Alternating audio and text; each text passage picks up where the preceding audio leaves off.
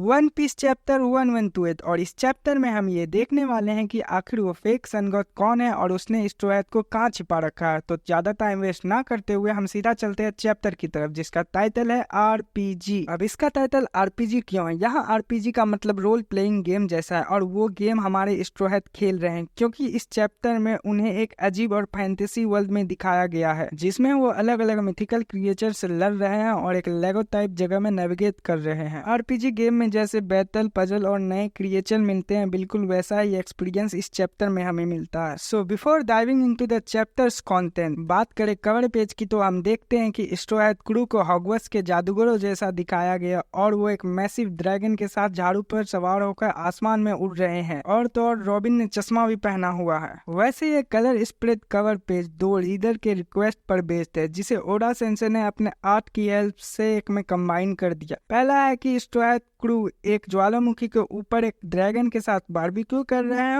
और दूसरा कि विजार्ड स्ट्रॉ हैट क्रू एक काली बिल्ली के साथ उड़ रहे हो।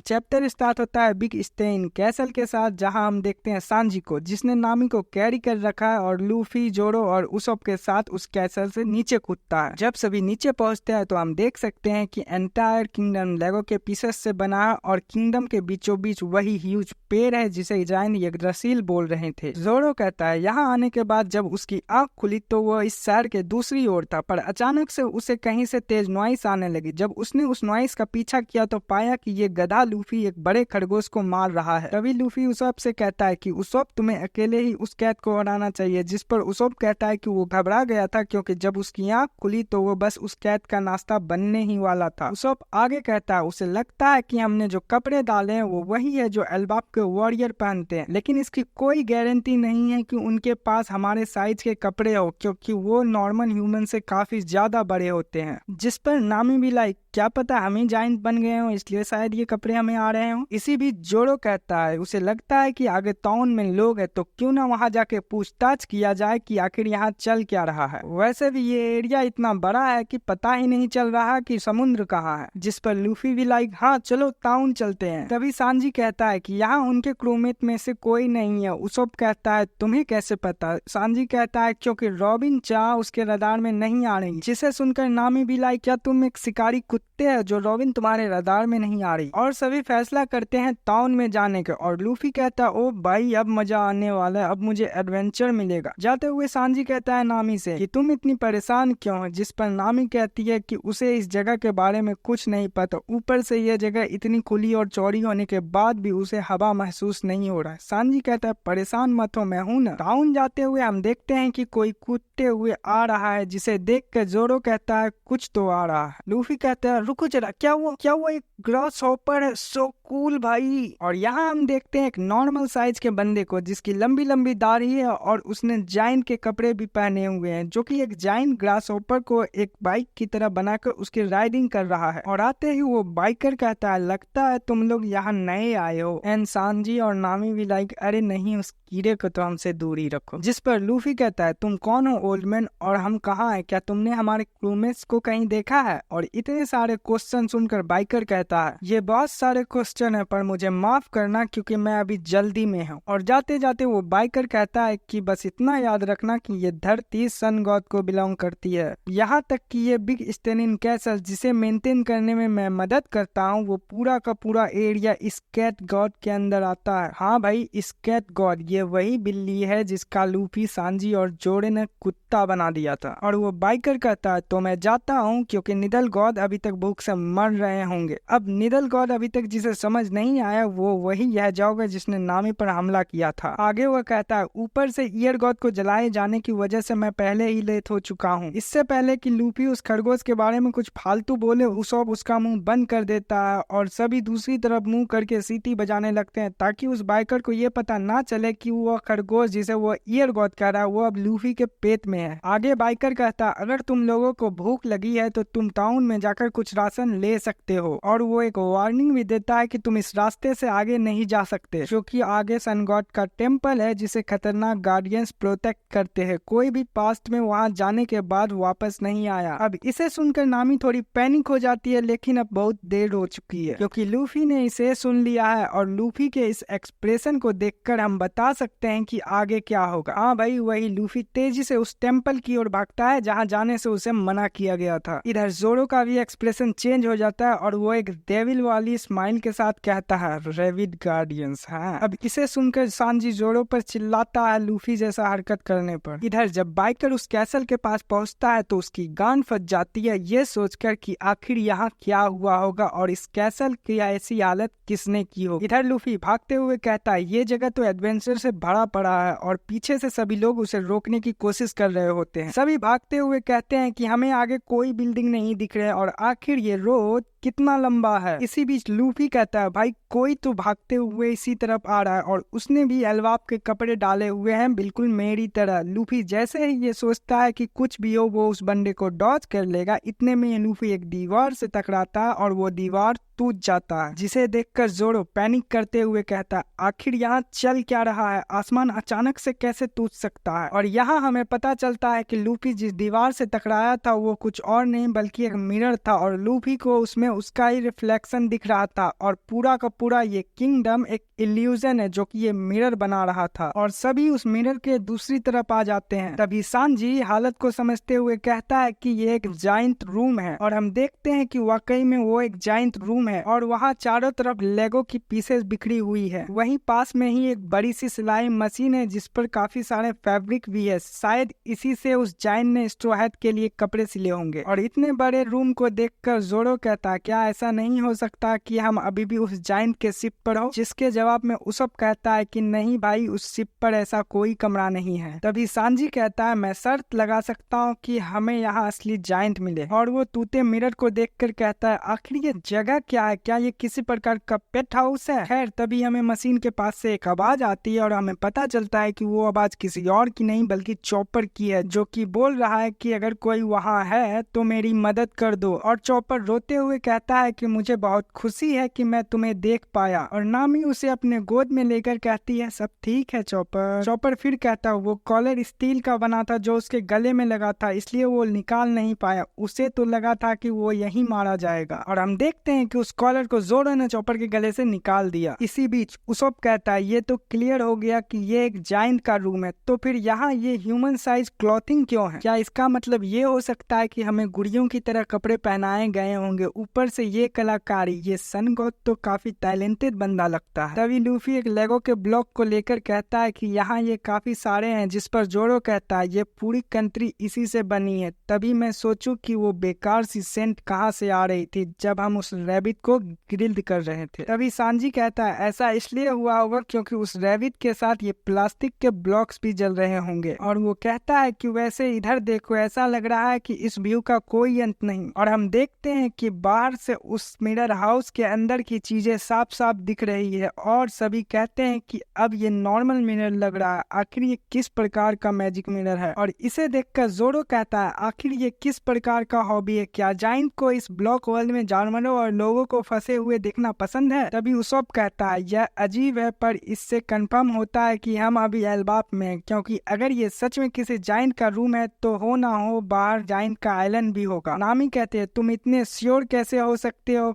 कि इस सब के पीछे एक जाइंट है? तभी चॉपर कहता है हमें जल्दी से यहाँ से निकल जाना चाहिए क्योंकि अगर वो जाइंट वापस आ गया तो हम पकड़े जाएंगे। उसोप कहता है क्यों ना हम वापस अंदर जाएं और टाउन के लोगों से कुछ इन्फॉर्मेशन जुटाएं, वैसे वो लोग थोड़े अजीब है लेकिन एक जाइंट से भिड़ने से तो बेहतर ही है। और वो कहता है मैंने जो कहा तुमने सुना ना लूफी? एंड लूफी भी लाइक मैंने सोचा मैं पहले इसे तो उड़ा दूं। और हम देखते हैं कि उनके सामने काफी सारे जानवर आ जाते हैं। पहला एक जाइंट स्नेक और दूसरा एक क्राउ जिसने स्कल पहना है, नीचे काफी सारे चूहे भी होते हैं। और ये सब उस सन गॉड टेम्पल के गार्डियंस है जो कि अगेन नॉर्स माइथोलॉजी पर आधारित है। तो लगता है हमें नॉर्स माइथोलॉजी पढ़ना ही पड़ेगा। तो अगर तुम्हें नॉर्स माइथोलॉजी से रिलेटेड वीडियो चाहिए तो कमेंट कर देना, मैं बना दूंगा। वेल लूफी कहता है मेरा पेट अभी उस रैबिट से भरा हुआ है तो मैं इस सांप को उड़ाने वाला हूँ और सभी उनसे फाइट करने लगते हैं। इसी बीच रूम के बाहर हम देखते हैं कि सन गॉड चलते हुए आ रहे हैं जिसने अपने सिर पर डियर स्कल पहना रहा है जिसका आकार बहुत बड़ा है, शायद नॉर्मल जायंट से भी बड़ा, फोर्स के आसपास। और उनके पास एक स्टिक और शील्ड है सन के सिंबल। तभी सन गॉड नोटिस करता है कि रूम के अंदर से काफी नॉइस और स्मोक आ रहा है, जिसे देखकर सन गॉड रूम के अंदर एंटर करता है। और जब वो रूम को देखता है तो उसकी आंखें फटी के फटी रह जाती है, क्योंकि वो देखता है लूफी को, जो कि गियर 5 में है और हंसते हंसते सब कुछ डिस्ट्रॉय कर रहा है, जिसकी वजह से पूरे रूम में आग फैल गया है। जिसे देखकर सन गॉड चिल्लाते हुए कहता है, आखिर तुम मेरे प्यारे टेम्पल के साथ क्या कर रहे हो। तभी उसॉप की नजर सन गॉड पर जाती है और वो कहता है, भाग लूफी भाग। सन गॉड वापस आ गया। इसी बीच जोरो उस कौवे की बिरयानी बना देता है और उधर लूफी भी अपने गोमू गोमुनो डाउन पिस्टल से उस सांप की हालत खराब कर देता है। इसे देखकर सन गॉड और गुस्सा हो जाता है और सभी लोग वहां से भाग लेते हैं उसी डायरोमा टाउन में जहां पहले वो बंद थे। भागते हुए रास्ते में उन्हें वही बिल्ली मिलती है, जिसे एक चमाट लगाकर सभी उस पर बैठ जाते हैं। और चॉपर बताता है कि बिल्ली कह रही है कि वो तुम सभी को इसके लिए छोड़ेगी नहीं। नामी कहती है, हाँ हाँ देख लेंगे। और वो कहती है, मुझे छानबीन करते वक्त कुछ मिला है। और हम देखते हैं कि नामी के हाथ में एक पेपर है, जो कि बेसिकली एक मैप है इस पूरे लेगो ब्लॉक कंट्री का। इधर सन गॉड भी उनका पीछा करते हुए कहते हैं कि तुम्हारी हिम्मत कैसे हुई मेरे कंट्री को नुकसान पहुंचाने की। तभी नामी उस मैप में देखकर सभी को बताती है कि अगर हम ऐसे ही सीधे चलते रहे तो हम दूसरी साइड के मिरर को तोड़ देंगे, और अगर हमने उसके पीछे के दीवार को भी तोड़ दिया तो हम यहाँ से बाहर निकल जाएंगे। और सन गॉड को ऐसे गुस्से में भागता देख टाउन के लोगों की तो हालत खराब हो जाती है। और सन गॉड गुस्से में कहता है, मैं तुम लोगों को यहाँ से भागने नहीं दूंगा। And last line, the adventure never slow down के साथ ये चैप्टर यहीं खत्म होता है। सो भाई लोग, आज के वीडियो में बस इतना ही। अगर वीडियो पसंद आए तो लाइक कर देना, कमेंट भी कर सकते हो, और मैं मिलूंगा तुमसे अगले वीडियो में। तब तक के लिए सायोनारा।